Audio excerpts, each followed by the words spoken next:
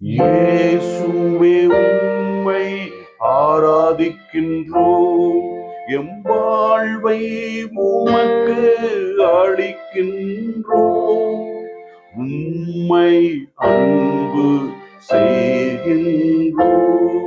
இறைவா, நம்பி வருகிற மக்களுக்கு தேவையான எல்லா ஆசீர்வாதங்களையும், அவர்கள் வாழ்க்கையில் இருக்கிற எல்லாவிதமான பிரச்சனைகளையும், நோய்களையும், குடும்பங்களுக்கு விடுதலையும், தனிப்பட்ட வாழ்க்கையில் சமாதானம், மகிழ்ச்சி, இவைகளையெல்லாம் நீர் எங்களுக்கு கொடுக்கின்ற இறைவனாக இருக்கின்றீர். நாங்கள் நீர் அனுப்புகின்ற இறை ஊழியர்களை மதிக்க வேண்டும் என்றும், அவர்களுக்கு மரியாதை கொடுக்க வேண்டும் என்றும் இன்றைய வாசகங்கள் மூலமாக நீர் வெளிப்படுத்துகின்றீர். இயேசுவே ஆண்டவரே, நீர் எங்கள் அனைவரையும் உம்முடைய சீடராக அழைத்திருக்கின்றீர். நாங்கள் உமது நற்செய்தியை பின்பற்றி நம்பிக்கையால் வாழவும், உமது அன்பு செயலை நாங்கள் செய்யவும் எங்களுக்கு நீர் அருள் தாரும். நீர் கொடுத்திருக்கிற அழைப்பிற்காகவும் உமது உடனிருப்பிற்காகவும் நாங்கள் உமக்கு நன்றி கூறுகிறோம், உம்மை ஆராதிக்கின்றோம்.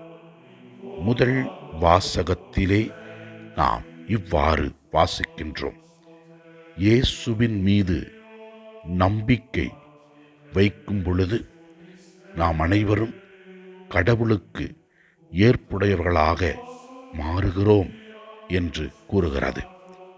எனவே இயேசுவின் மீது வைக்கும் நம்பிக்கையின் வாயிலாகவே எவரும் கடவுளுக்கு ஏற்புடையவராக முடியும் என்று முதல் வாசகம் தெல்லம் தெளிவாக விளக்கி கூறுகிறது.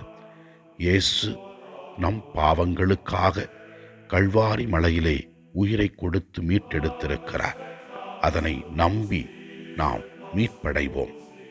நற்செய்தி வாசகத்திலே ஆண்டவர் இயேசு கிறிஸ்து ஐயோ கேடு என்று பரிசேயர்களை பார்த்து கூறுகிறார்.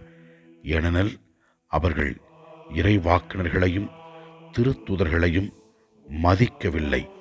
சிலரை கொன்றுவிட்டார்கள், சிலரை துன்புறுத்தினார்கள்.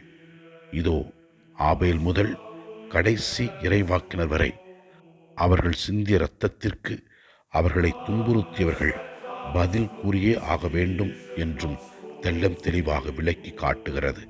எனவே ஆண்டவரின் அருள் பிரசன்னத்தில் இருக்கிற நாம் ஆண்டவரை நோக்கி ஜெபிப்போம். இறைவன் கொடுக்கின்ற வார்த்தையை நாம் பயன்படுத்தி அவருக்கு ஏற்றவர்களாக வாழ்வோம்.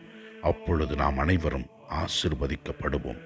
எல்லாம் வல்ல இறைவன் தந்தை, மகன், தூய ஆவியார் நம் ஒவ்வொருவரையும் ஆசீர்வதிப்பாராக. இயேசுவுக்கு புகழ். மரியே வாழ்க. ஆமென்.